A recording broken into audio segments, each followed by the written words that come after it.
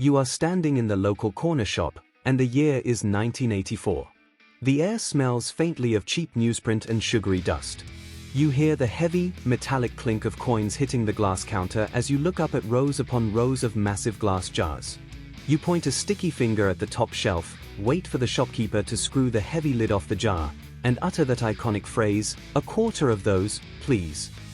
You walk out with a tiny white paper bag filled with absolute treasure. Before the era of smartphones, streaming, and endless digital distractions, Britain felt completely different. It was a time when your entire Saturday could be made perfect just by the snacks you managed to secure with your pocket money. But today, half of those legendary foods have completely vanished from our shelves, and the ones that survived have been fundamentally ruined. Today, the food we buy is strictly regulated. Everything in a modern supermarket carries a traffic light warning system telling you exactly how much sugar, salt, and fat is about to enter your body. We have sugar taxes, health campaigns, and organic aisles. But back in the 1980s, our food was wonderfully, unapologetically artificial. We consumed neon-colored drinks, scientifically modified potato powders, and sweets that were practically pure sugar. It was the golden age of convenience food and corner shop magic. Yet, despite how beloved these items were, so many of them vanished without explanation. Today, we are opening the time capsule to look at 15 iconic British foods and drinks from the 1980s that disappeared, were rebranded into oblivion, or were quietly ruined behind our backs. Let's see how many of these lost legends you remember eating. 1. Panda Pops. If you attended a school disco, a roller rink, or a friend's birthday party in the 1980s, you were almost certainly drinking Panda Pops. These tiny, cheap, plastic bottles of fizz came in colors that simply do not exist in nature. The Cherryade was a nuclear, glowing red, and the cream soda was a vibrant, artificial green that would stain your tongue for hours. They were packed to the absolute brim with E-numbers, artificial flavorings, and cheap sugar, providing the exact kind of frantic energy a child needed to slide across a polished school hall floor. Today, strict health regulations would never allow a drink like this to be marketed so aggressively to kids, but back then, they were the absolute king of the playground. 2. Opal Fruits. This isn't just a vanished sweet, this is a long-standing national grievance. For decades, Opal Fruits were a staple of British childhood, famous for their mouth-watering fruit flavors and their iconic made-to-make-your-mouth-water advertising jingle. But in the late 1990s, the corporate boardroom decided to align the UK market with the American market, controversially changing the name to Starburst. It wasn't just a name change, it felt like an erasure of our cultural identity. We didn't want Starburst, we wanted Opal Fruits. Even today, defiantly calling the sweet by its original, proper name is a distinctly British way of saying, "I was there before." 3. Findus Crispy Pancakes. As more mothers began working full-time in the 70s and 80s, freezer convenience foods became absolute lifesavers. The undisputed champion of a quick Tuesday night tea was the Findus Crispy Pancake. You would fry them in a pan of spitting oil or shove them in the oven, and they would emerge perfectly golden and coated in bright orange breadcrumbs. The only problem? The minced beef or cheese filling inside was always scorching hot, practically molten lava. You would inevitably burn the roof of your mouth on the first bite, but it was always worth it, especially when served with a side of crinkle-cut chips and baked beans. While variations exist today, the original, highly processed, delightfully unhealthy recipe we loved in the 80s has vanished forever. 4. Spanish Gold, Sweet Tobacco. Can you imagine trying to sell this to a child today? Spanish Gold was essentially sweet, toasted coconut strands designed to look exactly like rolling tobacco. In the 1980s, it was completely normal for kids to stand in the school playground, holding a pouch of Spanish Gold, actively pretending to smoke. We imitated the adults around us, chewing on the coconut like grizzled sailors and rolling it up in crisp packets. The texture was incredibly chewy, and it tasted fantastic. Today, a sweet explicitly designed to encourage children to mimic smoking would be banned instantly, which is exactly why this bizarre, entirely inappropriate treat vanished from the shelves. 5. Smash Instant Mash. Why spend 30 minutes peeling, boiling, and mashing real potatoes when you could just pour boiling water over some dry, powdery flakes? Smash Instant Mash was the ultimate futuristic food, made famous by those iconic metallic robot aliens on the telly who laughed hysterically at humans for peeling potatoes with their metal claws. The texture was slightly grainy, and if we are being honest, it never quite tasted like a real potato, but we absolutely loved it. The smell of the potato dust hitting the hot water is instantly recognizable. In today's era of organic, locally sourced produce, the idea of eating powdered potato out of a tin seems insane, but in the 80s, it was the height of modern dining. 6. The original glass bottle Lucozade. If you were off school sick in the 1980s, your mum didn't give you medicine, she gave you a heavy glass bottle of Lucozade wrapped in that iconic, noisy orange cellophane. It was treated as a medical cure-all, poured carefully into a small glass. But the tragedy here is what happened recently. Lucozade, along with other beloved drinks like Ribena and Earn Brew, was quietly reformulated behind our backs to avoid the government's sugar tax. They removed the real sugar and replaced it with artificial sweeteners. The legendary, syrupy, energy-giving taste of 1980s Lucozade that actually made you feel better when you had the flu is now officially extinct. 7.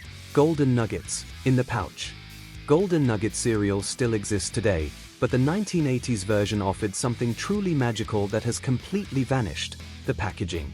Back then, boxes of this honey-flavored cereal occasionally came with small, faux leather drawstring pouches hidden inside. We didn't even care about the cereal itself, we desperately wanted those pouches to securely store our precious glass marbles for the fierce trading wars in the schoolyard. It was a brilliant marketing gimmick that turned a simple breakfast box into a playground currency. Once the promotion ended, the cereal was never quite the same again. 8. Pacers. Originally launched as Opal Mints, these chewy, square sweets were later rebranded as Pacers. They were famous for their bold green and white stripes, combining peppermint and spearmint into one highly chewy square that felt like it could pull your fillings out. In fact, most people vividly remember those iconic stripes and the sharp, minty smell long before they remember the actual name of the sweet. They were the refreshing alternative to Fruit Chews, but sadly, they were discontinued in the late 1980s due to falling sales, leaving a massive, minty hole in our corner shop runs that no modern sweet has ever managed to fill. 9. Vesta Curries. Before every British high street had an authentic Indian or Chinese takeaway, we relied on Vesta Curries. These came in brightly colored, exotic-looking boxes and were entirely dehydrated. You simply added water to a pan, boiled it, and suddenly you had a beef curry, a chow mein, or a paella. For many working-class families in the 80s, this was their very first taste of exotic, foreign food. Preparing it felt incredibly sophisticated, even if the dehydrated peas remained slightly crunchy and the crispy noodles you fried yourself tasted a bit like deep-fried cardboard. It was a culinary adventure in a box. 10. Frey Bento's Pies in a Tin. This wasn't just a meal, it was an event. The Frey Bento's pie came in a flat, heavy metal tin. You had to aggressively attack it with a manual tin opener, peel back the lid, and put the whole metal casing straight into the oven.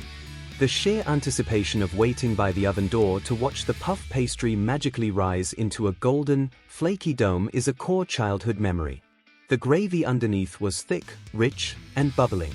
While you can still find variations today, the original, meat-heavy recipes that fueled our 1980s winters have long since been altered to cut production costs, and the magic has faded. 11. Babicum. Technically an alcoholic drink, but in the 1980s, Babicum was the ultimate symbol of household glamour. At Christmas or New Year, your parents would break out the special, wide-brimmed Babicum glasses featuring the little yellow deer logo. It was a sweet, fizzy perry that tasted like expensive lemonade, and if you were lucky, your mum would drop a glacé cherry on a plastic sword into your glass. It was the absolute height of domestic sophistication, heavily advertised on TV. Today, it has completely lost its premium status, replaced by Prosecco and champagne, making it a ghost of Christmas past. 12. The original-sized Cadbury Dairy Milk. We are being robbed in broad daylight. If you bought a bar of Cadbury Dairy Milk from Woolworths in the 1980s, it felt like a heavy brick of solid chocolate. It was wrapped in thick silver foil and a purple paper sleeve. The chunks had sharp, defined edges, and the snap it made when you broke a piece off was incredibly satisfying. Today, through the brutal tactic of shrinkflation, that same bar of Cadbury Dairy Milk has shrunk by over 30%, yet it costs nearly 3 times more than it used to. The corners have been rounded off to hide the missing weight, and the original, hefty experience is gone forever. 13. Parma Violets, the playground divider. You either love them, or you absolutely despise them. Parma Violets were tiny, pale purple discs of compressed sugar wrapped in clear plastic. They had a highly distinctive, intensely floral taste. In fact, to most children, they tasted exactly like swallowing a bar of your grandmother's lavender soap. They were the sweets you inevitably found squashed at the bottom of a birthday party bag because nobody wanted to trade for them.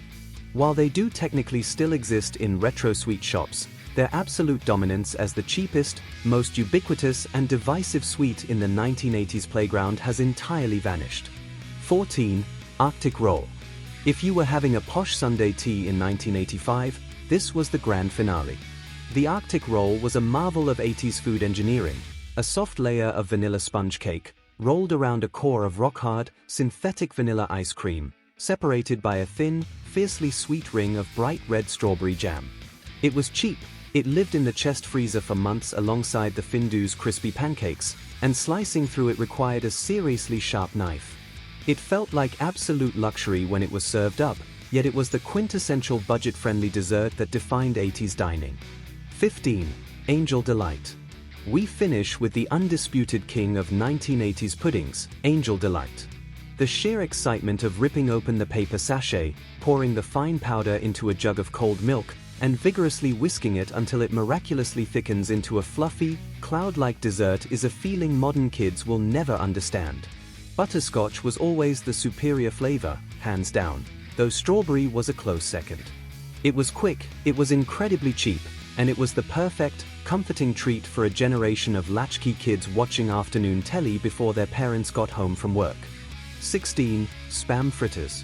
Whether you had them served up for school dinners or as a cheap Tuesday night tea, spam fritters were a cornerstone of the working-class 1980s diet.